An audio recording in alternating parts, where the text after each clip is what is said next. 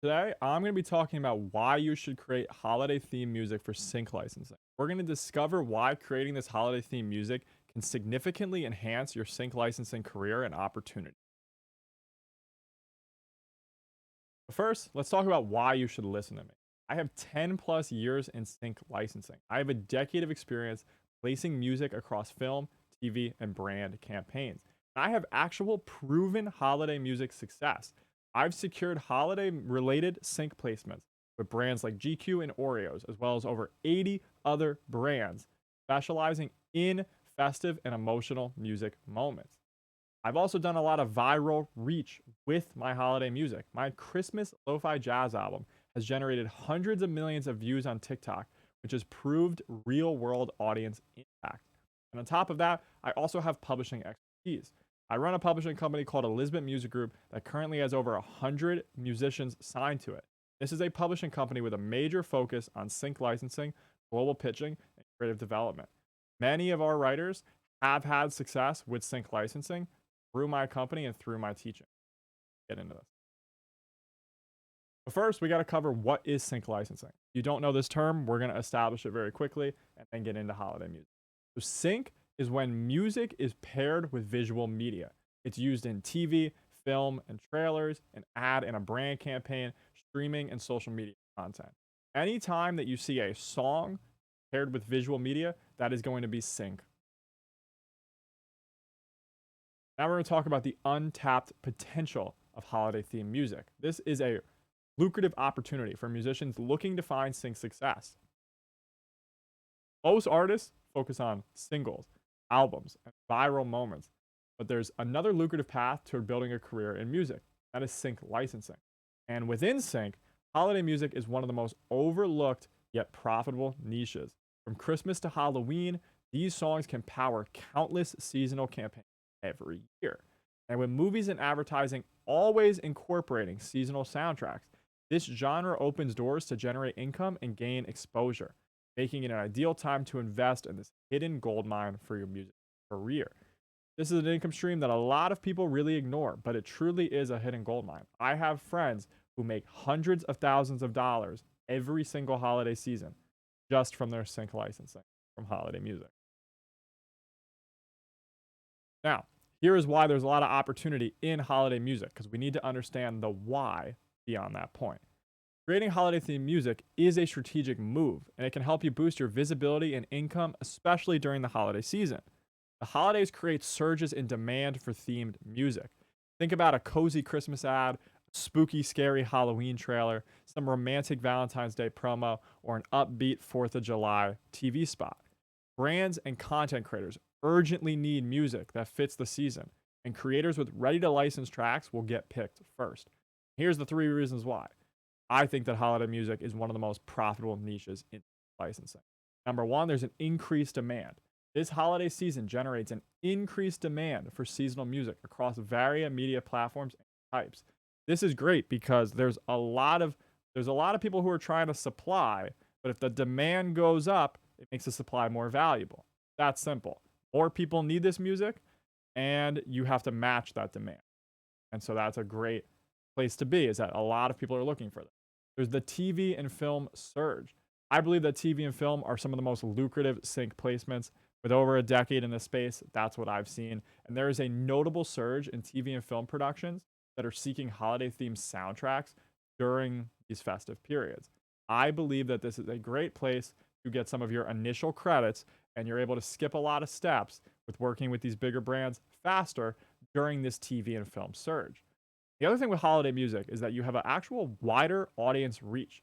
Holiday music allows musicians to reach a wider audience, which enhances their exposure and potential fan base. Holiday themed content gets a lot of views and has a big audience that can watch it. Let's talk about Halloween. A lot of people celebrate Halloween. A lot of people celebrate Christmas. A lot of people celebrate Valentine's Day, etc. So these pieces of content that use your song are a great discovery tool for your music and can give you a massive increase in your audience reach. Now, here's the 6 benefits to creating holiday music. Why should you, as a musician, dedicate time to creating holiday music? Think. Number 1, holiday music is evergreen. holiday music will remain relevant year after year for listeners. I have holiday music that I've made 7 years ago that get a placement every single year for the past 7 years. It's evergreen. That music is valuable every single year because Christmas is going to happen every single year. Halloween is going to happen every single year. The revenue that can come from creating holiday music, there's a potential for long-term revenue through that repeat sync licensing opportunity because the music is evergreen, right? The other thing that I like about holiday music is that it has a lot of versatility. This type of music is very adaptable to various media projects, from films to commercials. I've had the same holiday tracks licensed for a lot of different media projects and brands over the years. Another benefit to creating holiday music is that it can be very emotional. This can evoke feelings of nostalgia and joy during those celebrations. Those emotions that people feel is part of why brands pay so much for the music, right? The reason sync is so lucrative is that the music is enhancing the visual. They will pay a lot of money for the music to enhance the visual. And the emotion that comes from holiday music is very high, so the value that has toward the visual media is also very high. I also like holiday music because the arrangements leave a lot of room for creative decisions, and it allows you to be very flexible, which allows you to make each project unique. A lot of people look at holiday music and think it has to be one certain way. But if you really dive deep into this, there's actually a lot of flexibility here. So as a creative, you're able to explore a lot of different genres and styles. The other thing that you get through creating holiday music is connection. The emotional ties that people have to that holiday music will enhance the audience engagement. And that increased engagement can convert to that wider audience reach that we were talking about before. Now, here are some of the opportunities in holiday music. There's a lot of diverse licensing. Holiday themed music will open doors to a lot of different sync licensing opportunities, which allow you to reach wider audiences and increase your revenue potential as a musician through sync placements. There's a lot of opportunity in advertising. Brands will often seek festive tunes to invoke those feelings of joy and nostalgia in their advertising campaigns promoting their products, which will make holiday music a valuable asset for musicians. There's going to be a lot of people looking for this and a lot of brands looking for this because they know the success of these holiday campaigns. They've probably ran a holiday campaign or multiple of them every single year for decades. So they know the value of these brands. They know the value of this advertising, and they're willing to pay for that. Film soundtracks. If you ever wanted to get music into film, I believe that this is one of the greatest ways to get started in it. Many films will incorporate holiday music, and that can create emotional connections that enhance the viewer experience. And this can lead to lucrative licensing deals for your original compositions and holiday music, but also give you some of those initial film credits, which you can then leverage to do non-holiday music related sync. I think that's another key thing. If you don't already have a bunch of credits in film, holiday music is a great way to get started in that space. And then also video games. Holiday themed content in video games offers unique opportunities. The developers need original music that create immersive experiences during the festive season. Think about companies like Fortnite and Epic Games, where they create, Christmas-related skins and emotes and things like that. There's a lot of opportunity here, and different companies do different things for the holidays when it comes to video games. But overall, this can be a very unique space to get some of those initial credits in video games. Now, here are the benefits to holiday music, and then some of the kinds of music that are in demand. Holiday syncs pay you in multiple ways. First one is going to be an upfront sync fee, which I've seen be as low as $500 to I have seen holiday sync campaigns that are worth over $100,000 in upfront fees. These companies know the value of these campaigns. Some of them are willing to pay premiums for that.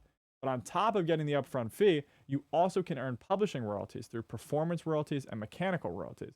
And at my company, Elizabeth Music Group, we help all of our composers collect those because collecting those in worldwide campaigns is very difficult. One pay source isn't enough to fully collect the publishing for them. Holiday syncs also pay you in that re-licensing. If you don't sign an exclusive deal for this holiday track, you can re-sync that same piece of music multiple times. Just like I mentioned before, how I have a holiday album that gets synced every single year for 7 years. That's because I have not signed an exclusive agreement for any of those songs. So I'm able to re-license each of those, and every single new placement is more income. I look at every new sync placement as almost like a new revenue stream or a new song, and catalog is king. So if I can have the same holiday album placed in 50 places, I'm going to earn a lot more revenue. And your holiday music can earn for decades, just like the classic holiday song. Now we're going to talk a bit about what kinds of music are in demand from holiday music. So you finally agree with me. This is a hidden gold mine you want to get in. Let's kind of talk about some of the stuff that I see a lot of the music supervisors are looking for. I've been in this for a decade. I run a publishing company where we get hit up by a lot of sync supervisors looking for music. And this is kind of what we're getting and what kind of music is in demand. Now, obviously, there's room for all kinds of music in sync licensing because it's very diverse, but here are just some of them. Christmas music, we're getting a lot of stuff where they want it to be warm, nostalgic, and cinematic. That's been pretty much the key there. For Halloween, they want a lot of eerie stuff, but also a lot of quirky stuff. I think a lot of people look at Halloween and go, it has to be scary. And you'd be surprised how many holiday opportunities come up in the Halloween space where it's not scary.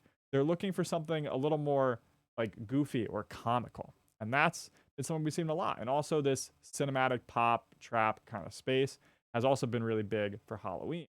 Valentine's Day, you get a lot of romantic R&B, but you also get a lot of duets. And this sounds obvious, but the duets have really been an increased thing that I've seen over the past couple years for Valentine's. A lot of people really want these duets where it's a guy and a girl performing a love song back and forth with each other. I think it pairs really well with visual media, and that's kind of why they've been looking for that. For New Year's, we get a lot of upbeat, anthemic, hopeful stuff, and we've actually been getting a lot of like funk and disco related stuff for New Year. Not exactly sure why, but that's been that. And for 4th of July in America, there's a lot of people looking for like indie folk, country, Americana, acoustic vibes. And we've seen a lot of success in that space with 4th of July campaign. There's a lot of increased potential when it comes to holiday music, and that's one of the biggest benefits. I believe that holiday themed music has a higher placement potential because that demand is there. And these businesses and media are looking for specific sounds that resonate during those festive seasons, which can improve your chances for getting those sync placements. I've seen a lot of people go from having 0 sync placements to having a bunch very quickly through holiday themed music. But even if it's not quick, it's still very lucrative, very valuable, and a great way to grow your career. Now, how to build your holiday music portfolio. If you can create holiday themed music, this is going to open up the new opportunity in the hidden gold mine that we're talking about today. By tapping into this niche market, a musician can attract attention from advertisers and filmmakers. Seek those engaging tracks that resonate with those seasonal themes. This will enhance their visual media and their projects and will also boost your visibility and your profit as an artist. Here are some tips for writing and pitching holiday syncs. These are the 5 tips that I tell everybody. First one is don't be too literal. Focus on emotion. I've seen a lot of times where people think, okay, holiday music, so every line has to be about the holiday, or every line has to mention the holiday. But if someone's watching a Christmas movie, they probably already know it's Christmas. Not every line do you have to tell that it's Christmas. You can just make a good song that focuses on the emotion of the holidays and have some mentions of it. It's important when you're writing and pitching holiday sync music to include the clean instrumental and stems. You have to keep in mind that it's going to be edited, right? So your 2-minute Christmas song, they might only use 15 seconds of it. And they may want to use the instrumental in certain parts because maybe the main character is speaking here and your vocal would kind of clash with what they're saying, right? Another tip for writing and pitching holiday music is you need to tag your metadata properly. You have to tag your tracks very efficiently because there is a lot of holiday music that is tagged wrong, and they're not going to be able to find your music unless you tag it properly. Take the time to do that. At Elizabeth Music Group, we handle all the metadata for all the tracks that we pitch for people, and we've seen a lot of sync success because our metadata is handled properly. You should also create multiple versions of these tracks. A 15-second cut of your 2-minute song, a 30-second cut, the full version, maybe with even different versions of the full version. And then also, if you're going to create something that's like in the Christmas space or the Halloween space, create a version with no bells or no festive related sound effects. Because sometimes they like your Christmas song, but they don't want the sleigh bells or that Santa laugh that you put in the chorus. They might not want that. Or if it's a Halloween track, that monster scream roar sound that you have coming through the track every single 10 seconds, take that out. They might want a version without that, right? Because they have visual media, so the visual is also going to convey the holiday. So we might not need those sound effects, or they might want to add their own. This is the biggest tip, though, when it comes to writing and pitching holiday sync music, and one of the things that I see so many people do wrong. A lot of people wait till the holiday to pitch that music. You need to pitch early, Christmas in August, for example. And honestly, I start pitching for Christmas very early. I've pitched for Christmas in April and May, and a lot of my biggest Christmas-related sync placements were actually done that far in advance. And that's because these brands and these big companies have a lot of approvals, big process to get, ad on the TV and things like that. So you need to pitch early because they're ahead of schedule. How it works. And if you can have this strategic prep and be ahead, you're going to equal more placements. Now, how to build your sync holiday catalog. So you just took all those tips. Now what do I do? My advice to you is pick one holiday per quarter. I see a lot of people create holiday music and they just kind of start jumping around from holiday to holiday like every single day. I think pick one holiday, create a body of work or bodies of work, as much music as you can for that one holiday. And then if you get tired of that after the quarter, feel free to switch it. I think that in holiday music especially, you should try to collaborate and use a live instrument. When you collaborate, you're going to create a lot of opportunity to create new types of holiday music that you wouldn't come up with yourself. And the live instrumentation is something we've seen a lot of requests for in sync in general, but especially in holiday music. It's one of those ways that makes your music sound real and authentic versus kind of cheap or dated. And I think that that's one of the biggest fears with a lot of holiday music is that it's going to date and get old really quick. The brands really like when there's live instruments. I also believe that you should be releasing your holiday music annually. If you want to put it on streaming, that's cool. If you want to pitch it every single year, that's cool. But you should be pitching this stuff annually. Every year is a new year and a new opportunity for that music. And I also believe that you should partner with a sync-focused publisher like my company, Elizabeth Music Group. There's a bunch of different companies that say they focus on sync, and the people who actually run these companies don't even have a sync career. At my company, sync licensing is a huge focus, and I think we're a great place to help people. And a lot of our musicians who sign with us, they start now, and their future self, in a couple years' time, will thank them for that decision.